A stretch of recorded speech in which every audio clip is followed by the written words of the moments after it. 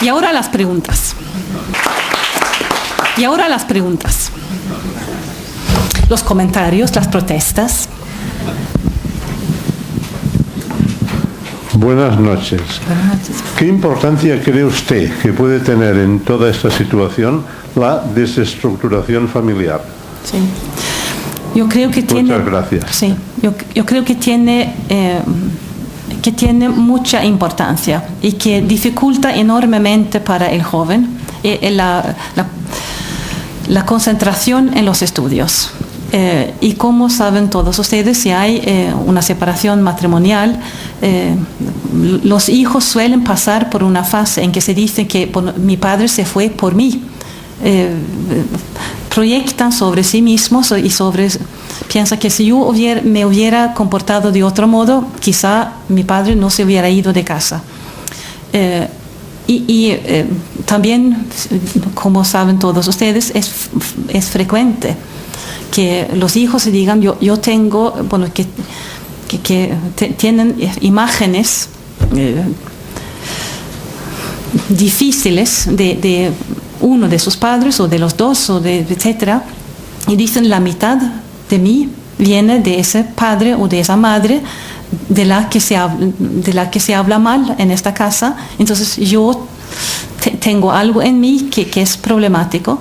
Lo que se suele decir es que los jóvenes con familias desestructuradas tienen problemas psicológicos añadidos, además de la adolescencia y además de los problemas que tiene todo el mundo, pueden tener más problemas todavía.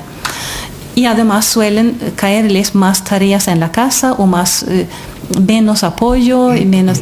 Así que hay problemas psicológicos, hay problemas prácticos. De vez en cuando hay unos ingresos más bajos en la casa.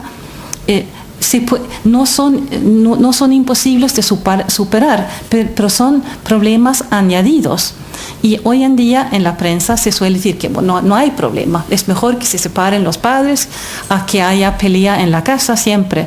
Nadie quiere pelea en la casa, pero eso de tener una familia estable es muy importante porque permite que el joven se concentre, por ejemplo, en los estudios. Es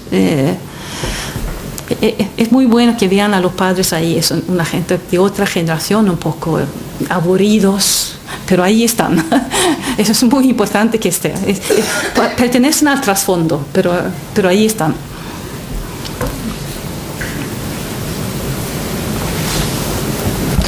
Mis preguntas.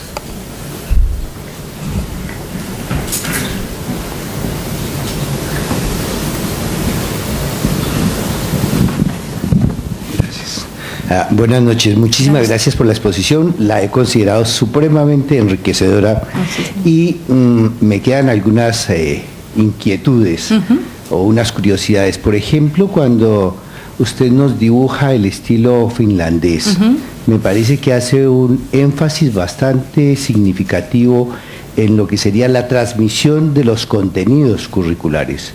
Pero evidentemente la escuela vivida como un sistema de tránsito o de ingreso en el sistema cultural implica muchas otras cosas más allá de eso. ¿Cuál es el sistema que en ese aspecto, o cuáles son las estrategias que en ese aspecto se manejan en este modelo?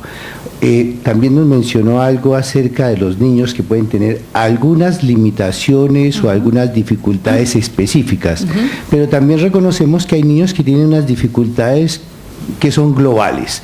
¿Qué pasa en el sistema finlandés con estos niños? ¿Cómo se propicia su socialización?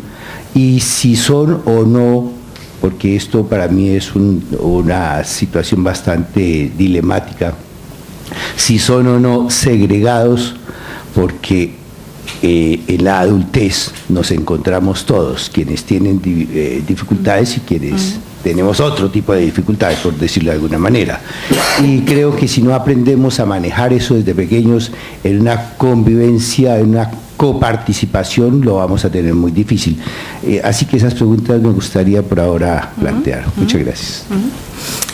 Primero, la socialización en el sentido más amplio, yo diría que se hace en el colegio a través de la convivencia en el aula.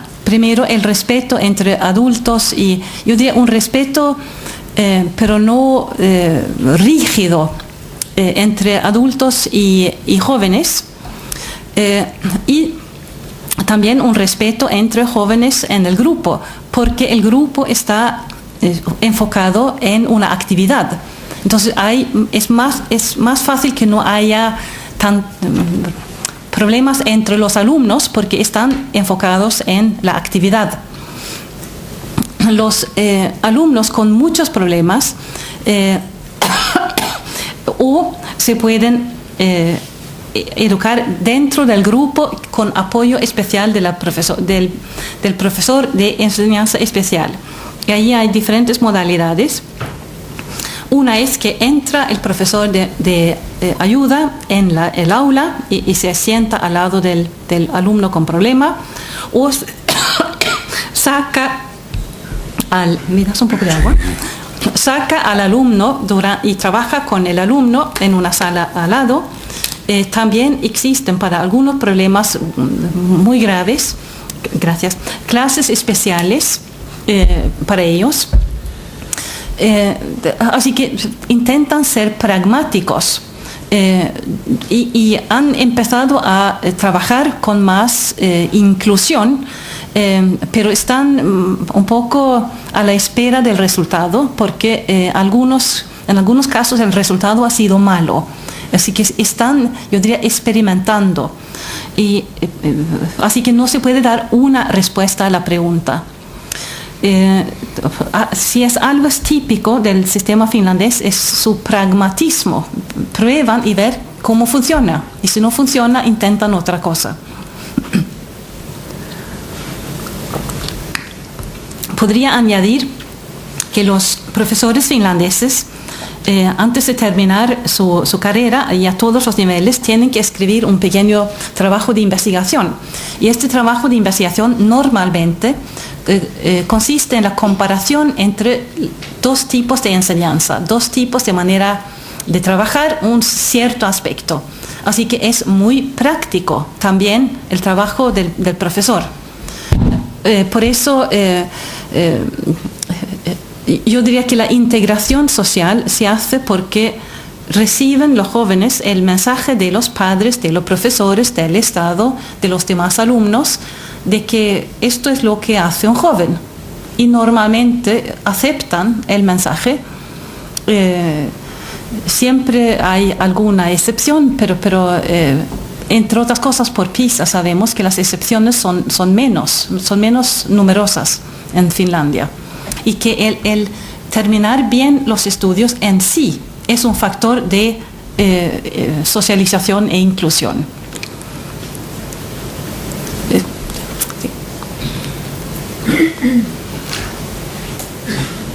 Y a mis preguntas.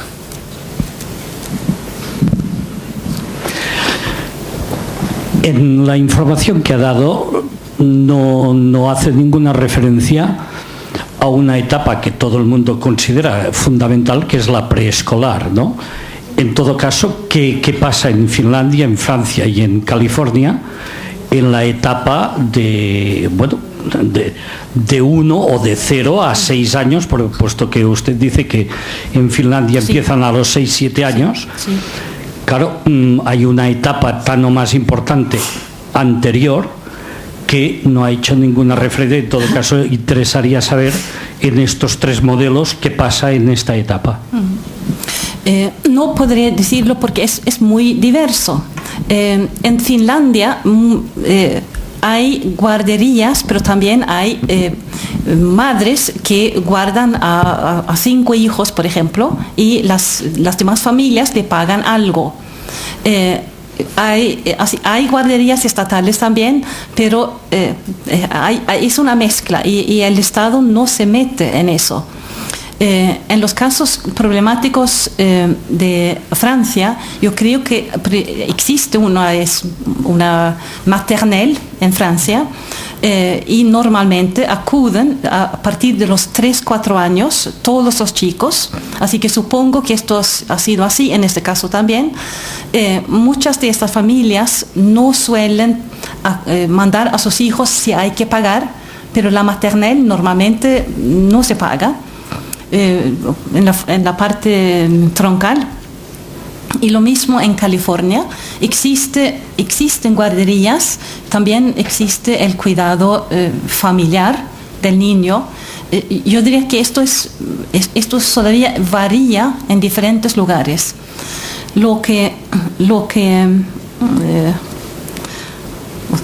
Os voy a decir una investigación reciente en Suecia. Alguien quería preguntar qué es mejor para un niño, estar en casa o estar en una guardería para su desarrollo intelectual y su vocabulario, etc. Y la respuesta es, y se van a sonreír, depende del nivel cultural de la familia. Si los padres tienen un nivel por debajo del nivel de las maestras de la guardería, es beneficioso estar en la guardería. Si los padres tienen un nivel superior a las maestras de la guardería, es beneficioso estar con los padres. ¿Qué le vamos a hacer?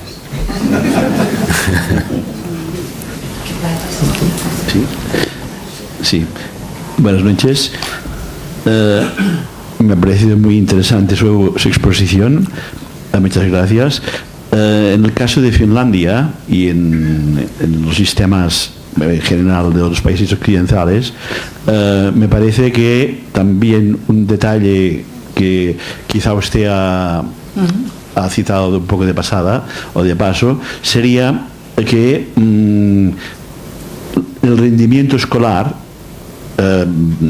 sobre todo el trabajo del profesor o los profesores, se puede desarrollar de una forma mucho más productiva sin la intervención o el intervencionismo, diría yo, del Estado, sí, que usted ya ha manifestado, sí, y por tanto que los profesores o el profesorado puede dedicarse principalmente a su faena, a su trabajo, a su misión, que es impartir cultura y educación. Y esto va inversamente proporcional al resultado cuando como vivimos en el sistema educativo de aquí, catalán y español en general, y de otros países también, digamos que el trabajo del profesor, el tiempo que tiene que dedicar el profesor de su jornada laboral, cada vez forma parte más de tareas burocráticas, administrativas, realizar memorias, informes, etcétera, etcétera, ¿no? Cursos a veces absolutamente absurdos e inútiles, ¿no? Y no dedicarse a impartir las clases, que es lo que realmente cuenta y lo que da a los alumnos la posibilidad de aprender. Muy bien. Es una pregunta muy importante y se puede dividir por dos. Primero, lo de la vida diaria en el colegio.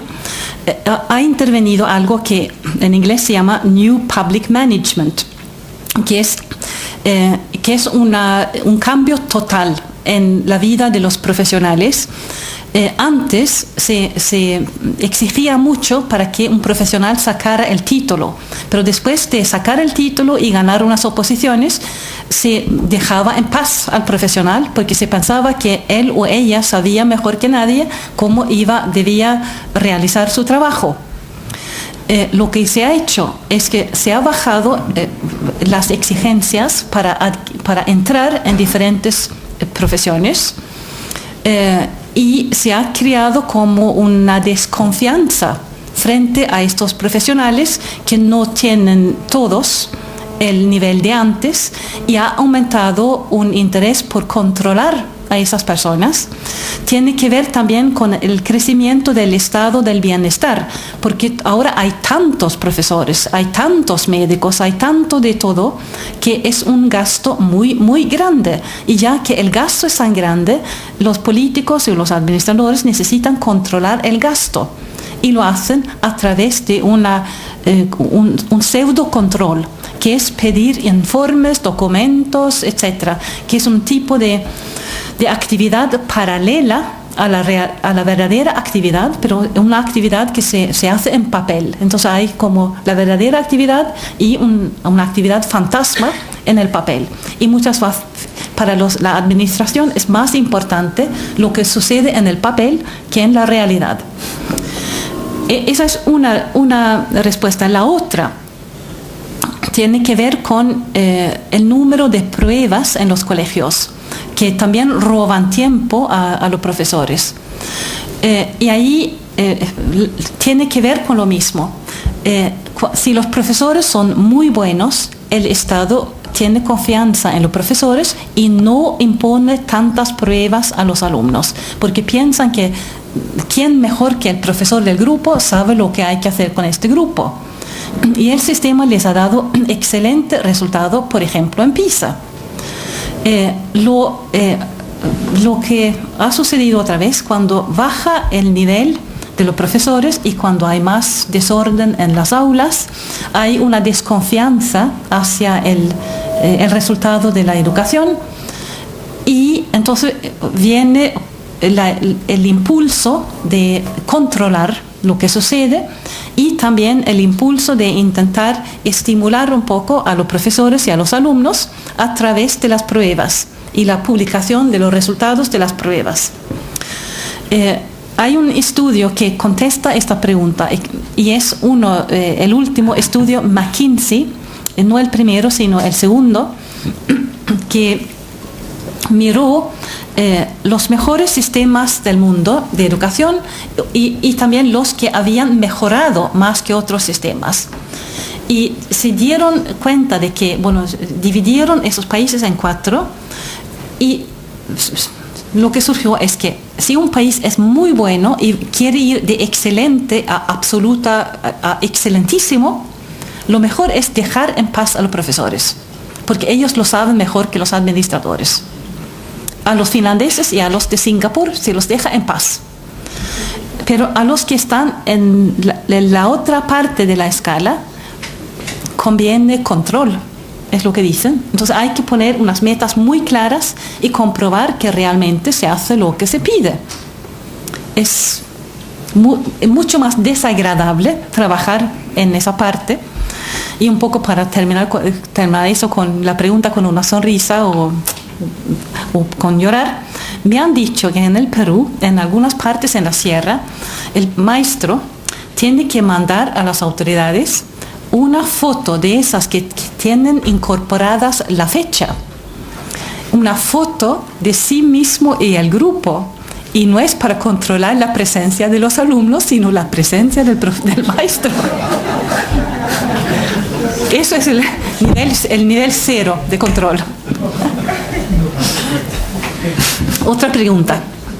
Que usted ha hablado mucho de todo lo que es lo racional de la educación, pero no ha mencionado nunca el aspecto creativo que debe tener la educación, que yo creo que es muy importante tanto en el arte como la literatura, que si no hubiera la creatividad,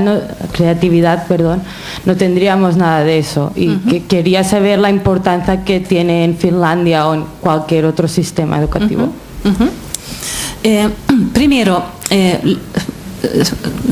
también la OCDE, los que hacen las pruebas PISA, han hecho también una prueba de creatividad y ven que van muy juntas las listas de el buen nivel de conocimientos y buen nivel de creatividad, porque para ser creativo uno necesita los conocimientos. Otra cosa más es que lo más creativo que tenemos probablemente es la lengua. Entonces los que tienen un buen nivel de lenguaje también es la creatividad diaria. Cuando pensamos, cuando hablamos, cuando interactuamos, hacemos algo que no se ha hecho antes. Es la creatividad diaria. Así que el ejemplo típico que todos han oído muchas veces, el padre de Picasso era profesor de pintura y el padre de Mozart era profesor de música. Que los grandes creadores tienen una base muy clara de conocimientos y después crean. Un músico de jazz tiene en la cabeza muchísimas melodías y después cambia las melodías, las combina y así crea. Así que no hay conflicto entre conocimientos y creatividad. y de cierta manera el misterio de la creatividad no está muy claro, pero es muy conocido lo que dijo Picasso. Muy divertido, que la inspiración es 25% trabajo y 5% transpiración. Es jajaja. Vargas Llosa dice lo mismo, es trabajar cada día unas 3-4 horas cada día. Eso es la base de su creatividad. Así que no hay conflicto. Y podría añadir una cosa a propósito de lengua y Finlandia. Cuando los propios finlandeses se analizan por qué les ha ido bien en PISA, dicen es por la comprensión lectora, que los chicos a los 15 años comprenden lo que se quiere de ellos. Comprenden la tarea en comprensión lectora, en matemáticas y en ciencias naturales. Y por comprender lo que se quiere, han resuelto a medias el problema. Hola, buenas noches. Yo quería preguntarle, parece que durante un tiempo se ha dado como la clave del éxito en la educación el aprender a aprender, que se decía. En cambio, y en detrimento de la acumulación de conocimientos. Esto ya lo ha contestado un poco con la pregunta que ha hecho la señorita de al lado. Sin embargo, yo creo que el resultado de este paradigma no ha sido muy positivo. No. Porque la acumulación de conocimientos creo que es muy positivo para ir avanzando. Lo que decía usted, claro. El hijo de Picasso, su padre era pintor, por lo tanto conocía todas las técnicas, tenía una acumulación de conocimientos. No solamente hay que aprender cómo realizar una cosa, sino tener apoyos que te puedan ir proyectando para más arriba. ¿Qué opina usted? Yo creo que eso de aprender a aprender, y eso es una conjetura, no un resultado, yo creo que esto es algo inventado por los pedagogos profesionales, porque los pedagogos profesionales no tienen asignatura y tampoco tienen alumnos. Así que tienen la necesidad de sacar algo de la situación escolar que no tiene que ver ni con alumnos ni con asignaturas. ¿Y qué sería?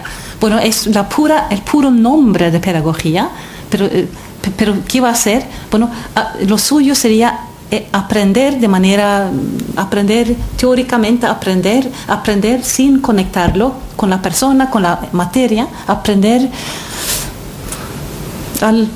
y a ellos les conviene decir que es aprender por aprender, en vez de aprender una materia, porque si es una materia, entonces ellos quedan fuera, porque no tienen materia.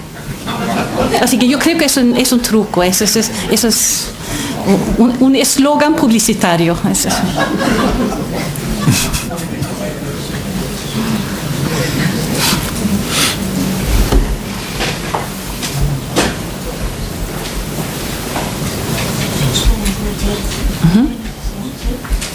No se oye.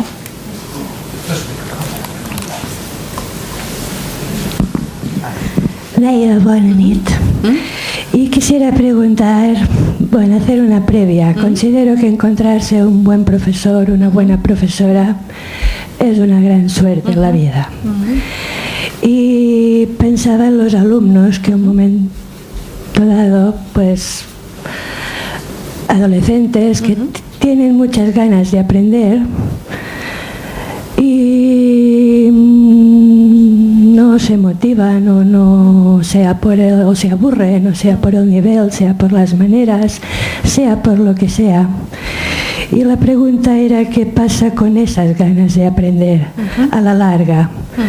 Lo que pasa con esa persona si acaba pues trabajando de lo que sea, sino a un nivel, no sé, psicológico quizá, ¿no? Gracias. Yo diría que, claro, todos conocemos a alumnos que no quieren estudiar, que no lo que hay varias maneras. La manera más atractiva es que el profesor sea muy bueno y que sepa contar las cosas de manera interesante para que se enganchen a pesar de sí mismos. Otra es que en casa los padres le digan que tú ahora te concentras y no quiero oír excusas. Otro es que el profesor en el aula dice, bueno, esto no es un aprobado. Tú tienes 3 semanas y tenemos otra prueba y a ver si apruebas entonces. Y lo final es que el Estado diga que sin un aprobado tú no sales con tu certificado escolar. Esos son los métodos. Eso suena quizá muy brutal, pero son métodos. Y entonces todos los profesores conocemos casos en que un alumno ha tenido problemas, ha sabido superar los problemas y viene con una sonrisa. Mira lo que he hecho. Les cuento un caso particular, un alumno que tuvo que rehacer un trabajo escrito de 10 páginas 6 veces. Y fue a quejarse, y me dijo, pero qué persona imposible era yo, papapam. Entonces, por fin pude darle un aprobado. Después tuvo que hacer para otro curso, otro trabajo escrito parecido, y aprobó a la primera. Había aprendido. Mira. Y ahora solamente habla bien de mí. Una pregunta. De acuerdo a lo que es en una clase, el trabajo, lo que son las estructuras cooperativas, está comprobado que da un resultado de un aprendizaje cooperativo, un aprendizaje significativo en los alumnos. En base a eso, ¿usted cree que está bien hacer la sociabilización de los niños inmigrantes que llegan a una clase normal, sea sacado de la clase, o cree que será mejor la interacción, será más normalizada si el niño está dentro con el soporte adentro, el acompañamiento, y que el acompañamiento y la sociabilización del alumno y la inclusión sea más normal?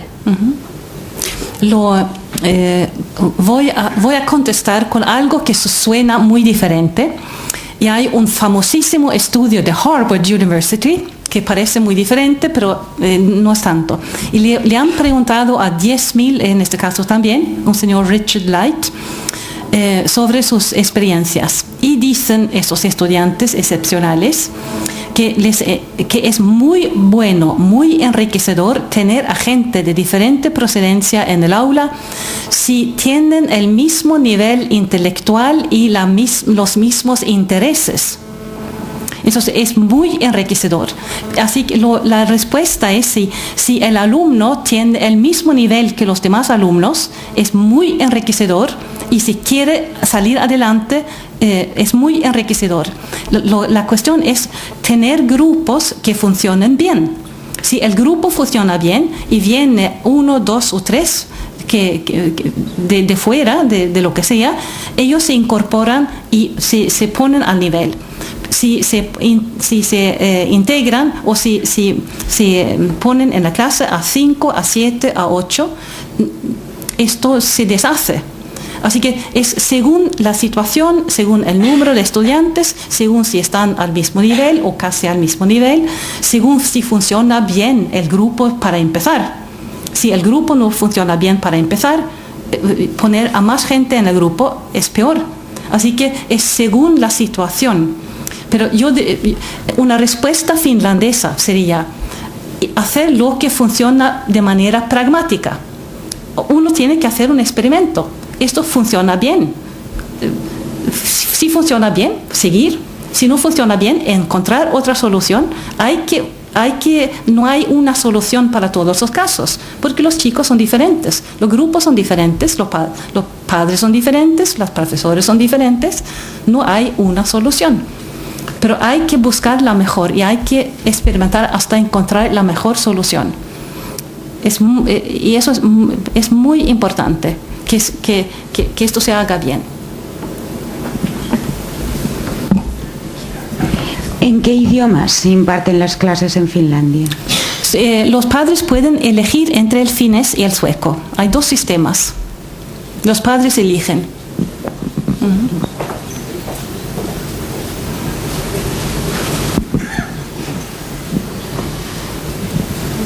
Dos preguntas. Sí. Una es si realmente usted cree que las reválidas, las pruebas de acceso desde primaria para acceder a secundaria son realmente el mejor método para evaluar si realmente se han adquirido los conocimientos de base y la actitud que ha estado diciendo que se tiene que tener en la educación. Y la otra, no tiene nada que ver, es si cree que la OCDE como organización económica es realmente la más indicada para evaluar la educación de un país.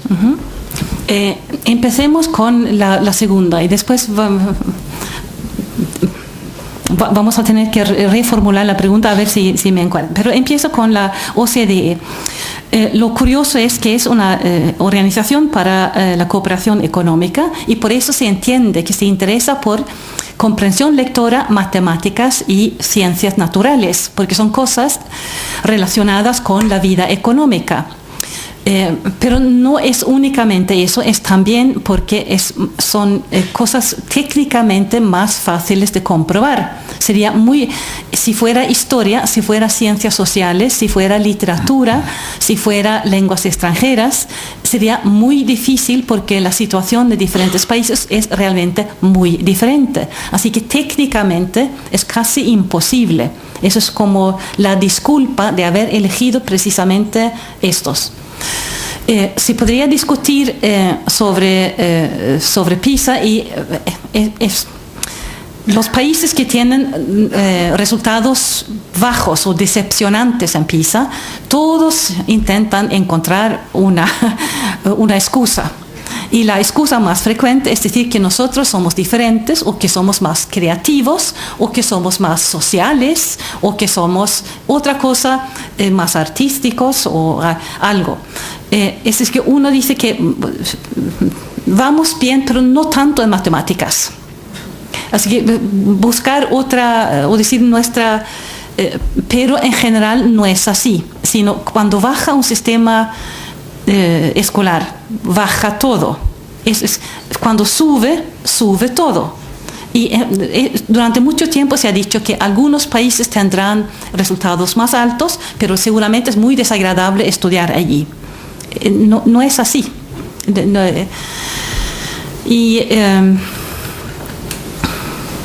Eso era una y lo que ha sido bueno con las pruebas PISA es que por fin los políticos han tomado en serio lo que ha pasado en la escuela. Durante mucho tiempo dijeron que bueno, eso será una prueba particular, esto lo habrá hecho cierto investigador, esto no sirve. Ahora que PISA ha tenido 4 entregas, los países se pueden comparar consigo mismos y los países pueden comparar con otros países de diferentes tipos, pueden hacer lo que llaman un benchmarking, pueden decir que bueno, aquel país es más o menos tan grande como el nuestro y tiene más o menos el mismo nivel de desarrollo, deberíamos estar en ese nivel. Así que funciona mucho mejor. Y hasta ahora, quizá por lo de lo económico, los políticos no han tomado en serio ninguna otra comparación internacional. Por eso no veo alternativa. La otra pregunta era lo de cómo pasar de la primaria a la secundaria. Los países que funcionan bien no necesitan prueba. En Finlandia no hay ninguna prueba de paso. En Francia tenían una, pero han sacado esa prueba. Casi ningún país tiene una prueba para entrar en la ESO, sino la ESO es obligatoria. El problema es que llegan muchos chicos a la ESO y no tienen la preparación, no entienden. Por eso es yo diría, cruel que dejarles intentar algo que no pueden lograr hacer. Así que llámese prueba o llámese consejo o llámese alguna otra cosa, lo más beneficioso para el alumno, para la familia, es tenerles un poco al ojo el primer año, el segundo año, el tercer año, etcétera, para que no acumulen retrasos. Y si alguien por alguna razón muy especial no pueda seguir el ritmo del grupo, pragmáticamente encontrar cuál es la solución para este alumno. Y las buenas escuelas hacen todo esto, mantienen un ritmo para todos y después tienen soluciones especiales para los alumnos que necesiten eso. Sí, vamos a ver. Hablando del informe PISA por lo que leí en el periódico hace tiempo respecto a España y Cataluña, parece que estamos flojos en matemáticas. Y eso llevará a la larga pues a marginar las humanidades. ¿Usted cree que esta orientación es correcta? O sea, que en fin los alumnos pues los potencien en temas matemáticos, en fin, técnicos, para que sean útiles para las empresas y tal, y dejando las humanidades de lado, en fin, como si no tuvieran ninguna importancia. No, la respuesta, la solución es mejorar el contenido de las clases de matemáticas que ya se dan, no dar más clases. Así que no se debería premiar a una materia que lo hace mal, dándoles más clases, sino enseñar mejor. Y yo soy de humanidades de toda la vida, me parece que esto que es un empobrecimiento de nuestra vida cultural, nuestra vida, de lo más humano que tenemos. Eso suena ridículo decir humanidades y lo más humano, pero es lo que es esencial: saber historia, saber ciencias sociales, saber religión, saber filosofía, saber arte. Es esencial y es lo que hace que la vida tenga sentido, y no se debe disminuir esa parte, se debe efectivizar lo otro. Sí. Sí. Bueno, se dice que habitualmente una frase hecha, ¿no?, que todo es política, ¿no? Y por tanto, también, sin duda, la educación o el sistema educativo es política. Yo preguntaría, la insistencia o la actitud recalcitrante de las autoridades en muchos países, entre ellos el nuestro, ¿no?, en cambiar, en el sentido que se ha manifestado hoy aquí, el sistema educativo, ¿cree que obedece a alguna actitud, alguna opción política concreta? Es decir, quizá lo que interesa, si somos mal pensados, que la gente no tenga la cultura o el nivel cultural que se merecería. Sí, es una pregunta que me han hecho muchas veces y es muy interesante porque tiene dos respuestas. En general, en Europa se piensa que esto es algo impuesto por los partidos socialistas y que quieren un poco igualar los conocimientos en la sociedad. Pero cuando esto se cuenta en América Latina, todos están absolutamente convencidos que son los malos Estados Unidos que quieren hacer bajar el nivel para que sean consumidores inconscientes. Es decir, que no es seguro. Lo que sabemos es que esto es negativo para los jóvenes, es negativo para las sociedades, pero ¿quién será el malo que hace eso? Es ambiguo, no se sabe, y por eso mi respuesta sería: si hemos comprobado que el resultado es malo, si pensamos que lo importante en un ser humano es conocer la tradición humanística, conocer también matemáticas y todo esto, si los conocimientos son importantes para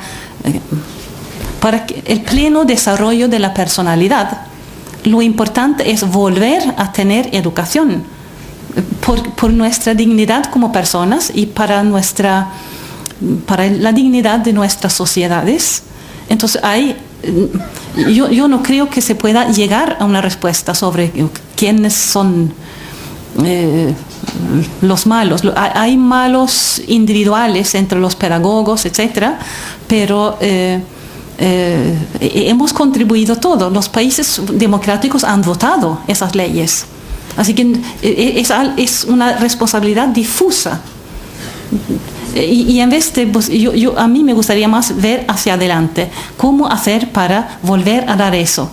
Y quizá debemos terminar, pero podríamos terminar con algo pragmático, es ver dónde colocan los políticos a sus propios hijos. Quizá, perdóneme, una última intervención. Bueno, un detalle, la ratio, ¿no? Por hablo de alumnos por profesor, sí. En Finlandia, lo digo por si alguien no lo sabe, si usted quiere decirlo, sí. Manifestarlo en público, yo creo que tiene importancia también, sí. En los resultados, sobre todo comparándolo con aquí, ¿no? Muchas veces, profesor-alumno en Finlandia puede ser entre 15 y 20, pero lo interesante es que en Singapur es entre 30 y 40 y tienen mejores resultados. Así que no es la ratio, sino es la actitud del estudiante y la actitud del profesor. No es algo que suelen decir los políticos, dicen que necesitamos más dinero. Y para terminar con algo crítico con los profesores, es que se ve en Singapur, por ejemplo, que si se elige a los mejores profesores, ellos dan clase a 30 o 40 alumnos, son 30 o 40 alumnos que aprenden de profesores que puedan explicar muy bien.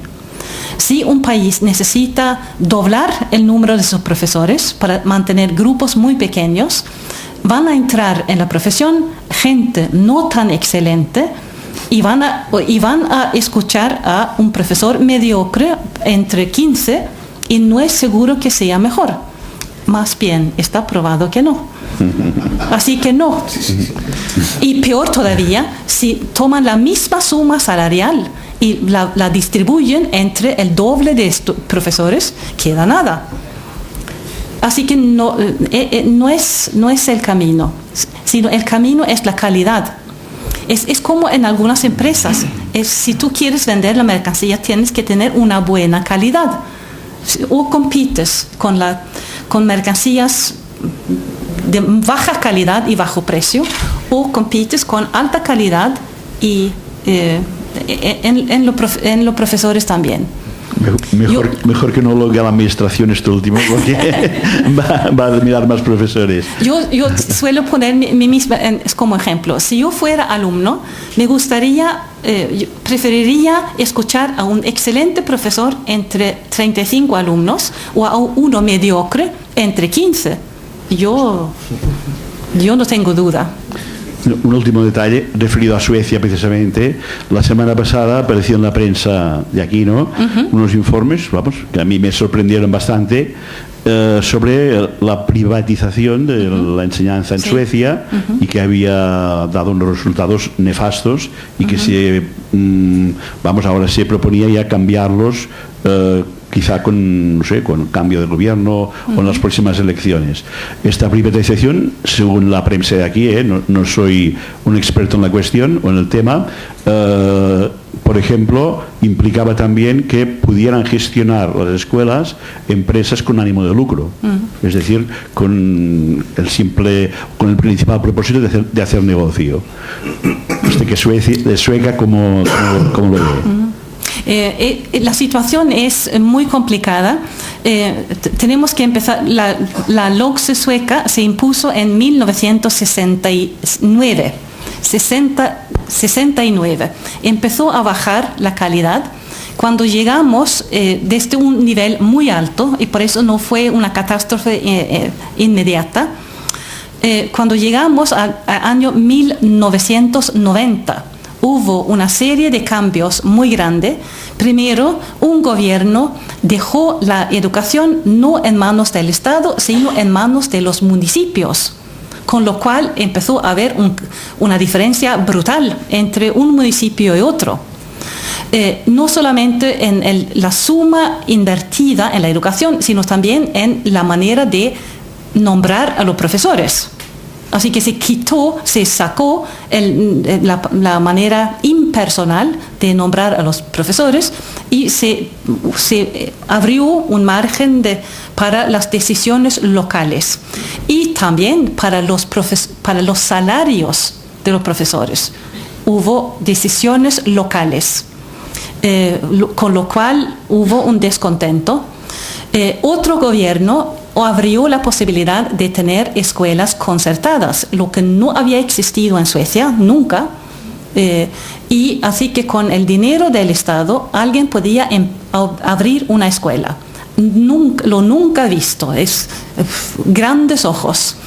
Se abrieron primero escuelas sobre todo de bachillerato, también de primaria algunos, y algunos son de cooperativas de profesores, otros son de pequeñas empresas. Por ejemplo, el municipio quiere cerrar una escuela y los padres y los profesores forman una pequeña empresa para mantener viva la escuela.